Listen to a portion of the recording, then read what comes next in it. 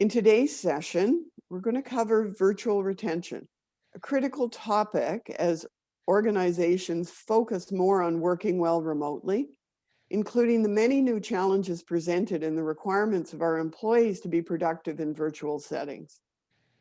Our speakers today are Michael Dick and Jane Lavelle Ferris, and I'm going to turn things over to Mike now and Jane to introduce themselves and get us started on today's topic. Thanks, Jane, for your introductory comments. I am Michael Dick, and I have been a principal with the Osborne Group for almost 15 years. During this time, I have been helping nonprofit agencies establish their HR and operational policies and procedures. Prior to joining Osborne, I was a senior HR positions with Procter & Gamble and IBM. I'm currently working as an interim HR lead for a Children's Aid Society in Southwestern Ontario. Most of the work is done virtually, but I make a point of visiting the office at least once every 2 weeks. Today, along with my colleague, Jane Lavelle Ferris, we hope to give you insights on what leadership needs to do to retain and motivate employees as we learn how to operate in what everyone is expecting to be a hybrid work environment, where your workforce is working from the office and quite possibly also from home.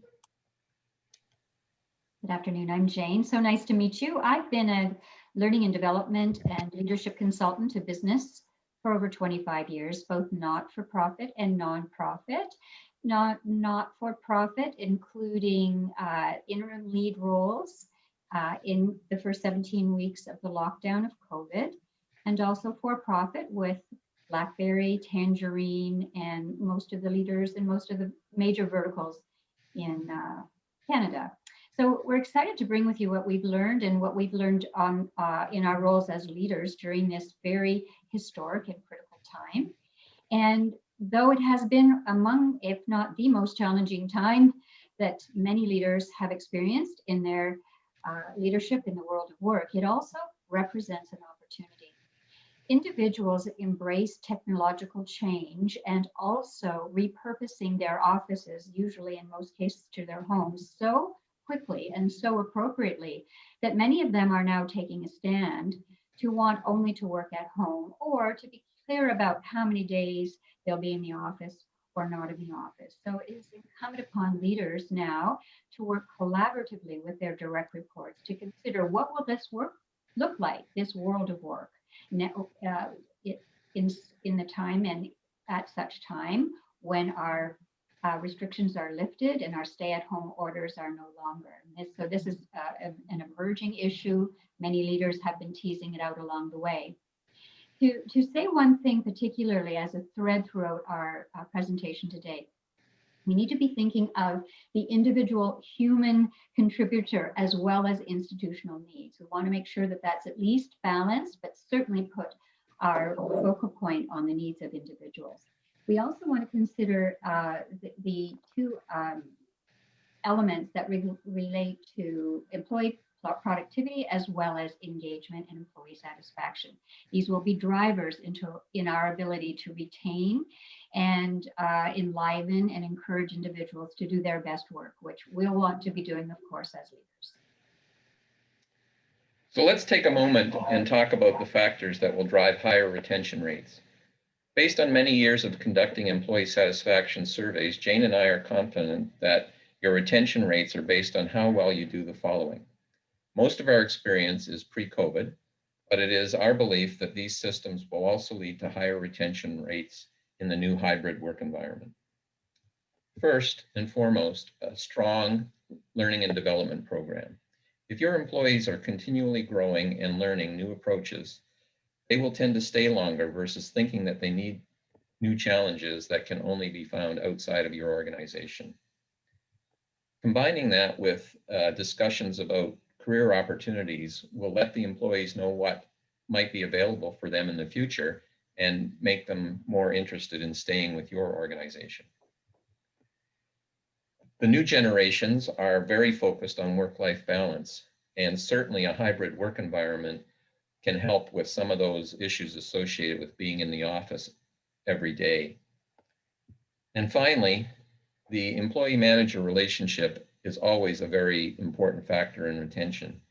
And strong relationships between management and employees within the company, whether through mentorship or just having a good friend at work, will go a long way to retain employees. But that's going to be more difficult in a hybrid environment than it is today. Jane and I did another webinar series last fall on the drivers of engagement that you may want to listen to, that you can access via our website. Leadership needs to make sure that these 4 factors remain a priority in a hybrid system. So in summary, for this section of the webinar, whether you continue to work from home or go back to the office, once we have the threat of COVID transmissions minimized, it still remains the leadership's responsibility to ensure that employees are engaged and focused on delivering their part of the mandate. Jane and I will now start to paint a picture of what future might look like and what you as leaders should focus on to make the hybrid workplace function. So it'd be helpful for us to start with a litmus test or a pulse on what employees around the world are thinking about the new arrangements that have been struck pre-COVID and post-COVID. And if we look at Japan and think of the massive employer, Fujitsu, with 80,000 employees, there's a statistic of 74% of those individuals prior to COVID preferred a face-to-face working arrangement, and they preferred long hours. However, those same individuals were polled during COVID, and the numbers changed considerably. 15% of these same people still preferred face-to-face and long office hours. However, 30% of these employees preferred to work from home, and 55% preferred a hybrid. Now, it caused us to wonder what was happening in Canada, and so we found some very recent statistics that I think you'll be interested in. And one was just 2 days ago, featured by CP, that's saying only 20% of workers in Canada want to return to the office full time. And a quote, which I think you'll find to be interesting, 35% of people agree that if my superior or my boss orders me back to work in the office, I would start another job where I can work from home. And we read qualitative documentation of that as well. So people are going to be voting with their feet in the event that they have that choice. And we want to be sure that we're creating, to the extent that we are able, the environments where people want to stay with us and do their best work with us. Jane, I'd also add another example that I recently encountered in the city of Brantford. During COVID, they were in the process of building a new city hall. And during the shutdowns last year, they saw some positive employee and cost benefits from a hybrid workplace and redesigned their building to 50% of their pre-COVID capacity. The cost savings were immense, and their workforce are looking forward to less commute time and other perceived benefits of working remotely. So I think people will be using that as a decision factor in terms of where they want to work.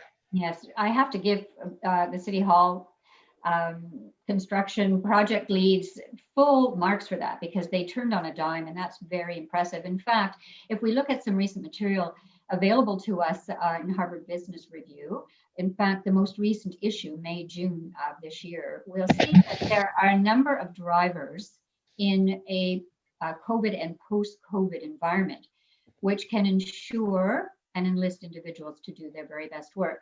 They are jobs and tasks, employee preferences, project workflows, and inclusion and fairness. And Mike and I are going to look forward to teasing each one of these out with you, role by role and item by item.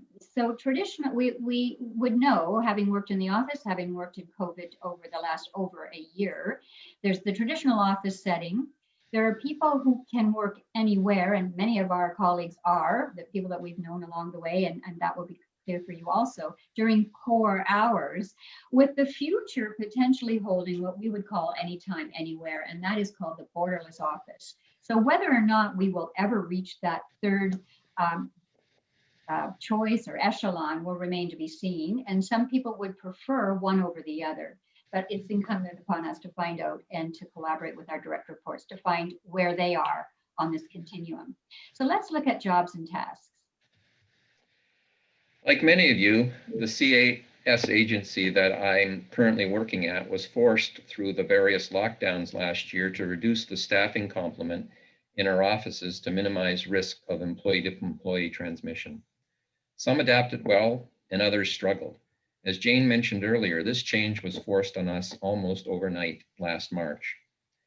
As we look forward, we now have time to plan on what work will look like in the future, what responsibilities make sense to do in the office, and what tasks can be done effectively remotely. Our in-house legal counsel at the CAS has basically had to revamp how they handle child protection cases, as the entire court system has now gone to virtual hearings. As you look at the various roles in your organization to complete the jobs and task assessment, it is important to understand the following 4 items to best determine what location the work should be done from: focus, coordination, cooperation, and energy. Jane, you have some comments on that? I do. So the activity for each of us as a leader would be to assess with our direct reports, each individually or potentially as a team, to determine which are the drivers on productivity that have the most impact on outputs with each individual or team, depending on what we're assessing. For example, if I was a strategic planner and I was thinking of the time, place, access, what would be most important to me would be focus, and that would require time. It may even impact the place in which I did my work. So would this individual be better to work at home or in a quiet time during non-office hours? This is what I would have done when I was an employee as a consultant. I came in non-office hours to the office when no one else was there because I needed focus. Coordination, this would be a team. So when do we need our team together? Can we do this virtually? Does everyone have the technology and the accoutrement that they need in order to do that? Or is there benefit to bringing them to the office for things like learning and development, team meetings, and to ensure that the social aspect of their lives are well taken care of? Cooperation would, for example, impact on a team that was a product developer, an IT process developer, where they riff off each other's energy. They use a physical whiteboard, they'll talk to each other, going to the water cooler, that kind of thing, probably more likely in person. Energy might, for example, relate to a marketing team. And you would ask them, where do you get your best energy? Are you best to work at home, or do you engender energy from your colleagues in the office? So borderless office is what we're after, but step by step, we'll incrementally look at where is the best place to do this job, this task, with this person or this group. Employee preferences, equally important and perhaps not difficult to wrap our minds around. So if we gave 2 personas examples, in fact, huge organizations have examples of doing this, identifying the key persona in the organization. So let's consider someone. Let's say his name is Mohammed. He's 4 years old. He's been with an organization for 10 or 15 years. His children are home from university studying. It has a good network there. He's happy to work at home. This works for him. He can train for his marathon in the morning, be there for meetings, eat healthily. This is his choice. His colleague called Sabrina has graduated more recently. She's about 28. She lives in the Central Core, and she has only been with the organization for a shorter period of time. She doesn't have the networks. Plus, she's living with 3 other people who are also working at home. So likely that Sabrina is going to choose to work from the office. So ideally, we would have the opportunity to negotiate in certain cases, but certainly have a good, strong dialogue about what would work with each employee based on the tasks and the roles that they perform day to day. The third step in this model is the project workflow. And so regardless of where the work gets done, it's still the employer's responsibility to make sure that it's done safely and in an efficient manner. After the job task analysis is complete and there's clarity on the right work being done in the right location, the next thing is to make sure that the working conditions are conducive for productivity. Gone are the days of working at the kitchen table or in front of the TV or having other household responsibilities going on at the same time. In a true hybrid workplace, there needs to be protocols established to ensure that employees can be productive and are satisfied in the work that they're being asked to do. Investments in technology are very important for remote work environments. They need to be strong with the goal of making it easier to work remotely. IT organizations have already adapted, and usually through screen sharing can fix most computer problems. And also now the video capability that exists on our computers allow people to conduct site visits without even going to the site. So lots of things are changing to make this virtual workplace more attainable. Assess the workflow is also very important so that you know exactly when work will get done, how it will get done, and to what quality will the end product look like. So it's still very important to have productive measures to make sure that the workflow is happening while somebody is working remotely. Jane, you have some examples? Wanted to add, I wanted to speak to technology and also process workflow. So just this morning when Mike and I were meeting to ensure our notes were in order, I had a Wi-Fi breakdown that lasted about 10 or 15 minutes. And had that happened just before this call, it would have been, you know, bedlam. So we need to ensure, though I have a good bandwidth here, something happened this morning, I had a backup. So we'll always ask people to have a backup. But I have had it happen in the recent past where we had a Wi-Fi breakdown with over 50 people on the call, even though the individual was, you know, ramped up, the one that was doing the technology. So we mustn't turn our back on the power and the process or the importance of technology. The other thing that I would say about process workflows is this is a perfect time, if we've not already done so, to have a good hard look at such things as meetings. Are they required? The ones that we used to do, are the meetings that we are creating online and that people attend daily and weekly, are they functional and productive? So I have found as a leader on Zoom, and I'm sure you've found the same, that we can be much more crisp and productive in a shorter period of time. And as a learning and development specialist for many years, we are rethinking how we deliver learning and development over the internet or over the Zoom or Teams, because we don't have the same facility to create adult learning opportunities. So the workflow and processes and skill transfer, information transfer remains a very critical aspect of the future of work in our current state. The last item that I would like to add in the project workflow is to determine what role the office will play in the new hybrid system. Will it continue to be the hub of the organization? Will employees continue to spend time in the office on a regular basis? How will you celebrate organizational achievements and conduct in-house learning and development sessions? Each of you probably have different responses to those questions depending upon the nature of the work and the mandate that you're expected to deliver on. But these logistic issues will have to be dealt with as we have a major restart once we have the vaccinations fully in place. The last of the building blocks is inclusion and fairness. And we can only just imagine the importance of this, not the least of which fact is because diversity, equality, and inclusion, which has now become an acronym DEI, is on the lips of boards around the world of not-for-profits and profits generally. So we need to ensure that people are and feel included, and that their voices are heard. It's critical because the downside of something considered to be unfair is the following. It can hurt productivity if a person feels there's unfairness, there's burnout, it reduces collaboration, and it increases turnover. In fact, I remember knowing years ago in my practice as a leadership consultant that if individuals will tolerate a lot of dissonance on the job, but if they feel that they are in an unfair position or a one-down position compared to one of their colleagues, then that's a deal breaker for many. So we want to be identifying with each individual and through our teams and team to team to ensure that people feel that it is fair for individuals, for example, to some be working at home, some be working at the office. One large organization cited in the Harvard Business Review article, and it was 17,000 people, so it was very large.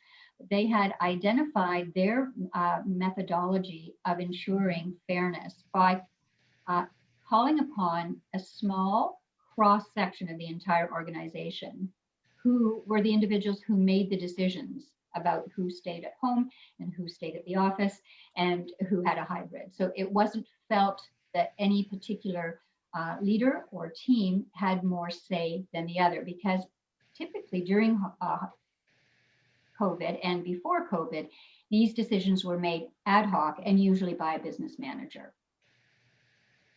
So just to take a note, and it's by no means put at the end because it's the last thought, but it is an incredibly important thought to consider the mental and physical well-being of each direct report. So I had this happen when I was leading during the first 17 weeks of COVID, where an individual's behavior was concerning, and I very late at night called an EAP representative and asked, what do I do in this case? What would my markers be to know, to be able to support a person who is demonstrating that maybe their mental health needed, their own or needed needed addressing.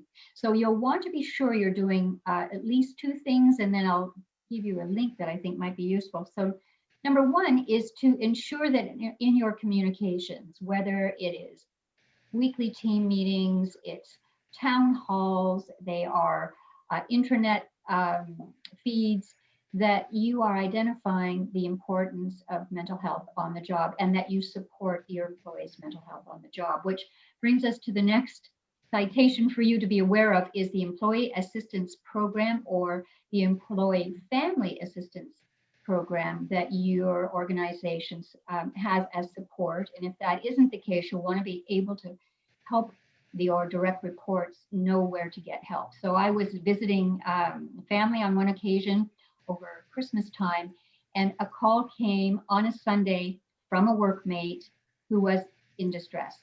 So the conversation, the workplace conversation was not even, did not even take place in the workplace that particular day. A great link that I was not aware of until very recently is The Working Mind.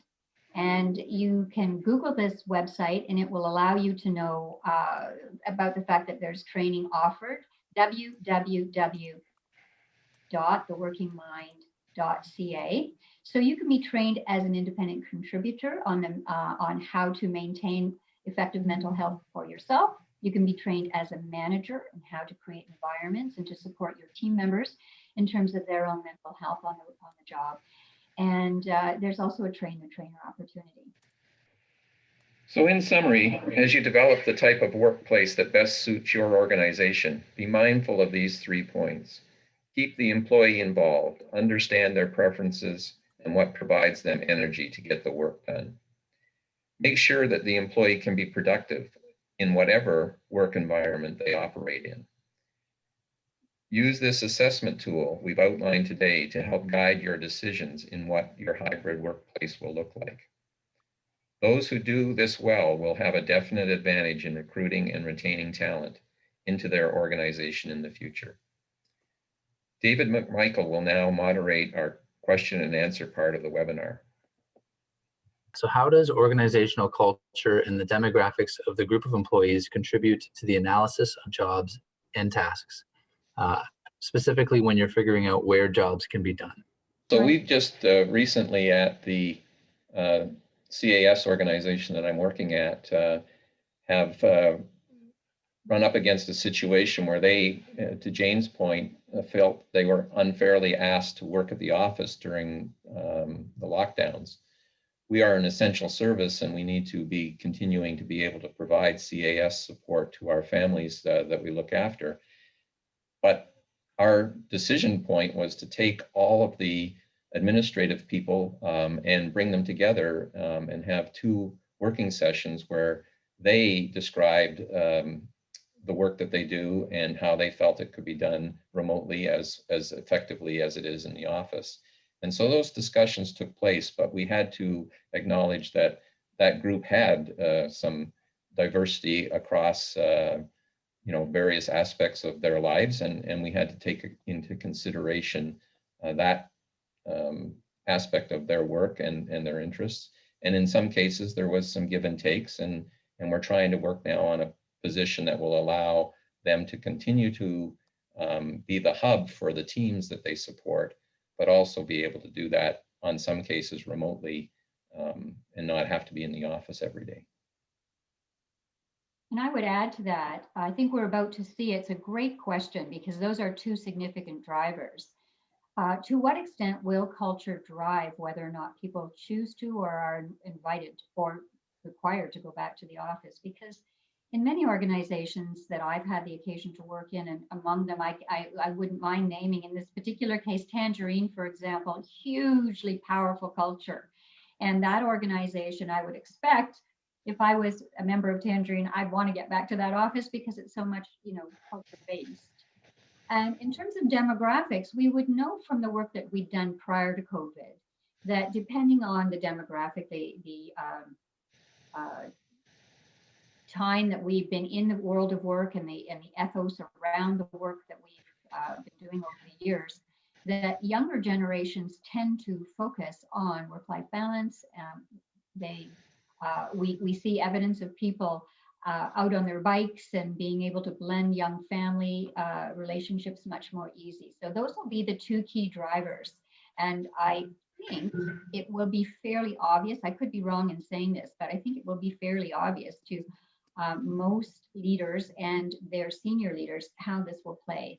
I do think also, and I did consult with a labor lawyer yesterday who's I've worked with many times because I was interested in knowing what was going on in this regard as it related to legislation and the Human Rights Commission. So there will be certain cases in the future where some of these decisions might have to be mediated, where a person refuses to come in or an individual, well, I don't know that anyone would refuse to stay home, perhaps they will.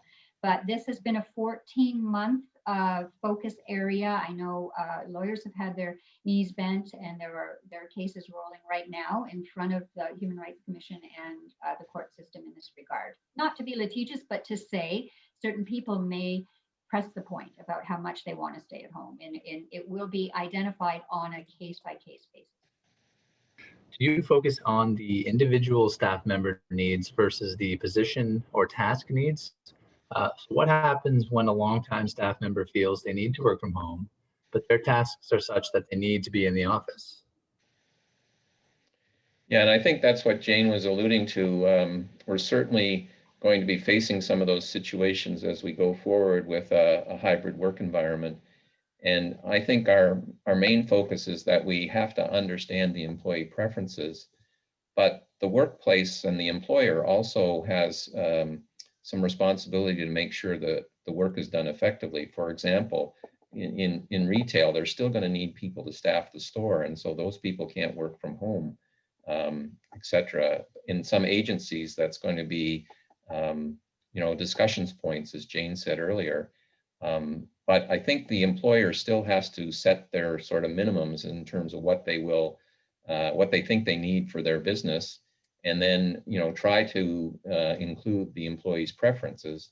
But the work still has to get done in the most efficient manner, and if that's in the office, then that's where the employer will be asking the employee to be. Mm-hmm. And I'll tip in with just a little bit more of the language that was given me yesterday by the labor lawyer. And I'm grateful that you asked that question because I think it will be a very important one, particularly the nuance that you mentioned, which was a long-time employee wants to stay at home. So the question would be, does a long-time employee have more clout, shall we say, than someone who's newer to the team? And the argument legally would be that it be a bona fide reason to stay at home. So, in the flip side of that is a bona fide reason to come to the office. And so we will be asked to collaboratively work in good faith. The employer on the one hand, the employee on the other, and in certain cases, unions will become involved. And the language is, and I do want to read it to you, employers are required, and it is requested that they accommodate to a point of undue hardship. So we don't want, employers cannot be asked to accommodate to a point of undue hardship. To the extent that an employer can accommodate a request to stay at home, then that is bona fide. So this will be the tension that we will see where people are in the case, and it will, I don't know how often it's going to happen, but we need to bend our knees and be prepared to have those conversations. And to Mike's point, in the end, if this process has been demonstrated that in good faith, the conversations have taken place with bona fide as the driver and the duty to accommodate on both sides. So the employee has the equal requirement to accommodate to his or her employer. Then, and of course, something else can happen. Could we rearrange the job experience? Could the individual come into the office when no one else is there? Could they do part of the work at home and part of it? So that would be another indicator that there has been an attempt to accommodate.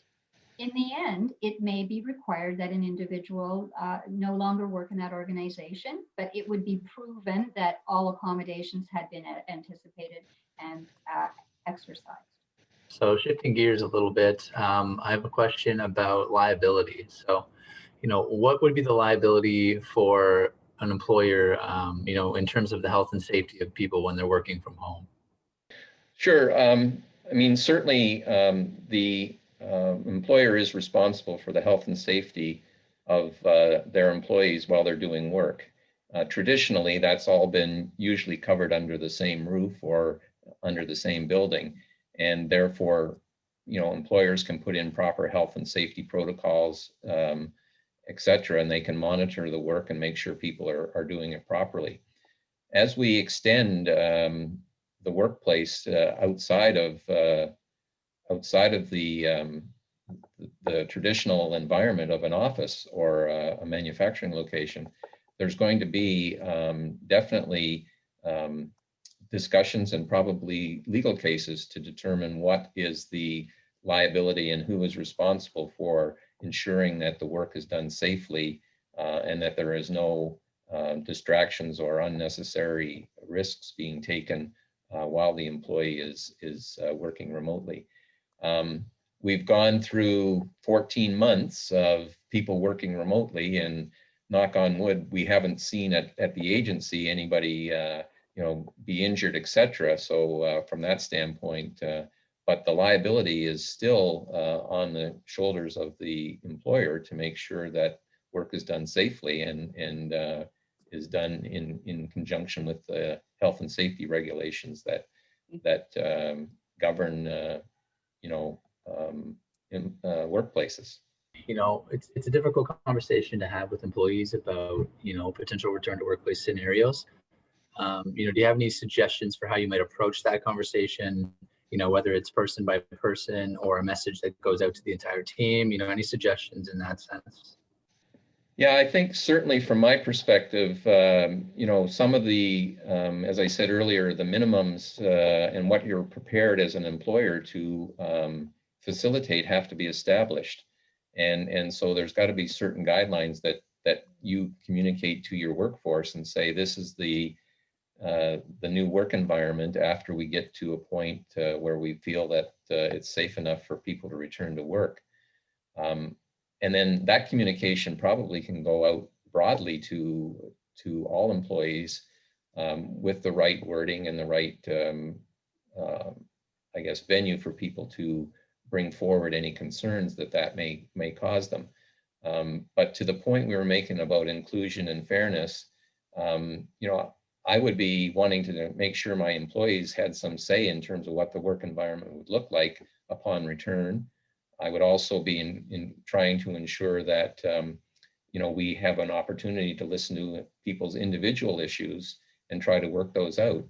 But we have to be trying to solve those as fairly as possible, and that's why Jane's idea of a task force within the company, making some of those decisions so it doesn't is always viewed as a leadership decision. But I still want to reinforce the point that as the business owner, as the employer, there are still lots of support for you insisting on where work gets done and how work gets delivered, because you are responsible ultimately for any liabilities that system creates. I would offer a three-pronged approach to building on what Mike has said. It might even be a four-pronged approach, but I think it would go without saying that senior leadership should have a very strong view towards how this will roll.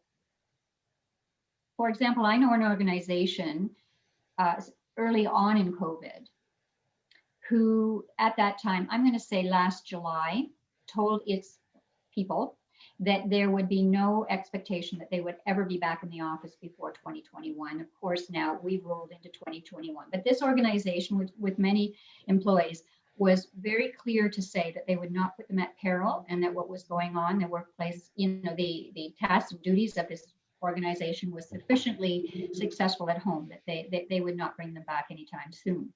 So I would expect the senior leadership to have a handle on kind of their overarching mandate for individuals, but that would be based also on dialogues with team leads or VPs of divisions, however that worked, because I think there needs to be thought based on task and job, and this issue of bona fide, what needs to be done sitting in the physical space and what can be done outside of this physical space. So that would be an overarching, communication, which should be starting now, because sooner or later we will be getting back to work in one way or the other, either hybrid or back to the office in certain cases. Then I would suggest the second point be that we meet with our teams, and by this time, whether or not it had been decided the whole team's coming back or part of the team, and enlist, as Mike has said, the team share the information and ask for feedback. I usually ask for three questions. What will work in this situation? What could be a challenge in this situation? And what will we need to do? So whatever is, everyone's coming back, everyone's staying home, or there's a hybrid, whatever is the suggested line of sight. In the event that has not yet been decided, then you would decide as a team. And I also would suggest the third point of the communication and the dialogue would be that you meet with each person, you flesh out with them such things as their personal preferences, try to determine if there's any concern, though you wouldn't necessarily use the language, inclusion and fairness, but make sure that they don't feel there's any bias.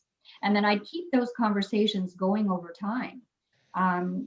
Even if you are in a hybrid where individuals aren't always together, you can ask the questions: what's working, what's challenging, and what do we need? And just keep that dialogue rolling so that you can be identifying concerns and obstacles and mitigating them, and also enhancing the things that are working well. Thanks, David. I'd like to thank Mike and Jane for their insights around virtual retention. It's such an interesting subject, and I know we could talk about it all day. There's so many threads to develop and follow as leaders sort out how they'll move forward in their particular organizations. And the conversation has just begun, because the work world took a quantum leap forward on this topic because of the pandemic. I've spoken with people in numerous organizations who said before the pandemic, senior leadership was very, very reluctant to even consider the notion of work from home or a hybrid or whatever. And now they're catapulted into the middle of this discussion. Thank you again for joining us. We know everyone's busy. We hope you have an excellent rest of your week. Stay safe and get your jab as soon as you can. And until the next session on June 16th.